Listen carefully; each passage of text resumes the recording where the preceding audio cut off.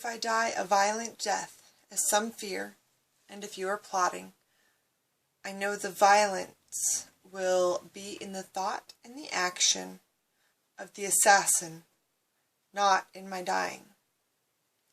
This is the first quote you will find on IndiraGandhi.com, a website that was designed and dedicated by Madhuri M. Holkar, a student of Vignesh Computer Education in Bandar East. Indira Gandhi was born November 19th, 1917, and died October 31st, 1984.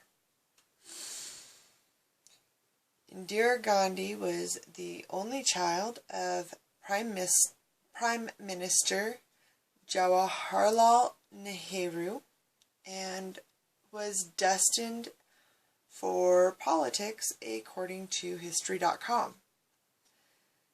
Indira claims she had a very lonely and insecure childhood after her parents were converted to the cause of Indian independence by Mohandas Gandhi, no relation, because it led to them frequenting jail. It was a widely unpopular idea. In March 1942, she married Ferozi Gandhi, also no relation, against her family's wishes.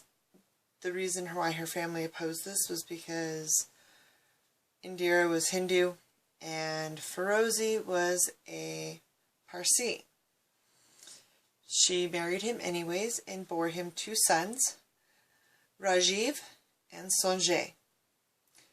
In 1947, Indira's father, Nehru, became the first prime minister of the newly independent nation, and Indira agreed to travel with her father to New Delhi to serve as his hostess, welcoming diplomats and world leaders throughout India and abroad. Then in 1955, she was elected to the prominent 21-member working committee of the Congress Party, and 4 years later was named president.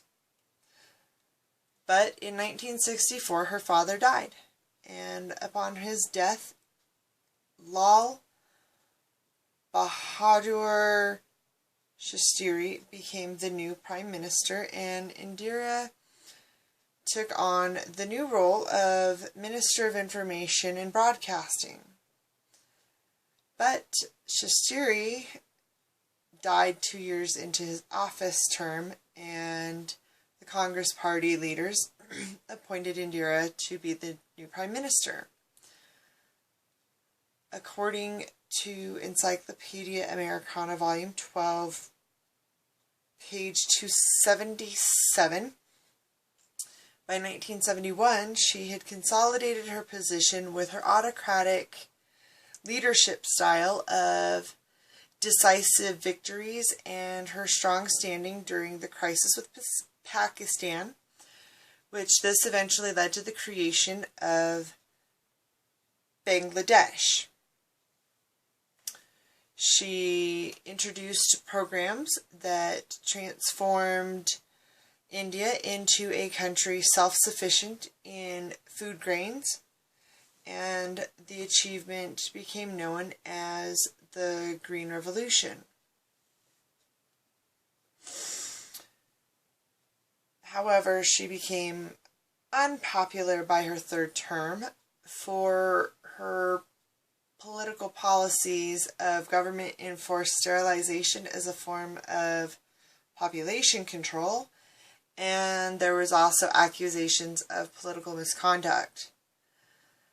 She was convicted of electoral corruption in 1975, and instead of resigning, she called a state of emergency, which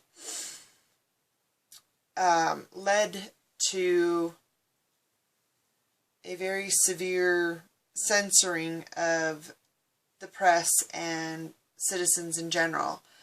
And in March 1977, when she eased the emergency restrictions, this very upset and angry large group of voters that were unhappy, citizens obviously, didn't care what her position was and voted for the opposing team, which was the Janata Party. But they were very, very unsuccessful in resolving the nation's poverty crisis.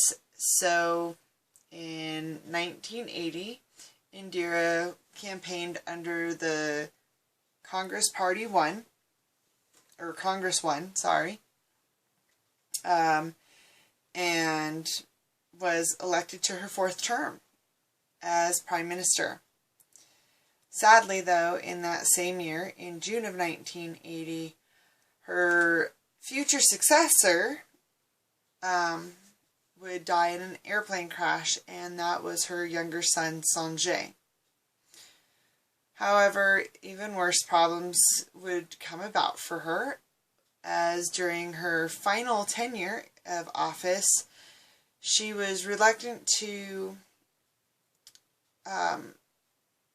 really acknowledge a whole lot about the Soviet invasion of Afghanistan, and she was very ineffective in dealing with the escalating violence in several parts of India. And in June of 1984, she would make the biggest decision in her career, which was to order a raid on the Golden Temple of Amritsar, which was the holiest of Sikh shrine, and also the headquarters to extremists that were agitating for greater autonomy for the Punjab. This, unfortunately, was the last thing she was going to be able to do, and it cost her her life because her 2 most trusted bodyguards assassinated her in retribution of the Temple Act on October 31st, 1984. This then led to her elder son, Rajiv, becoming her successor after she had died. However, in the overall picture, in an aspect, Indira made so much progress, and her ascension as a woman to the highest position in the world's most populous democracy, in a culture where Indian women traditionally were subservient to men, she really became a true inspiration and iconic symbol for women and the Third World.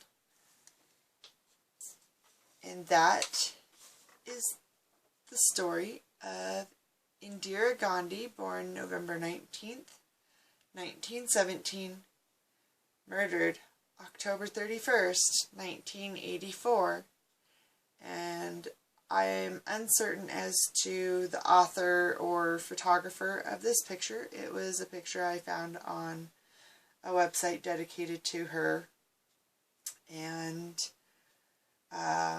is randomly found if you input her name into a routine search.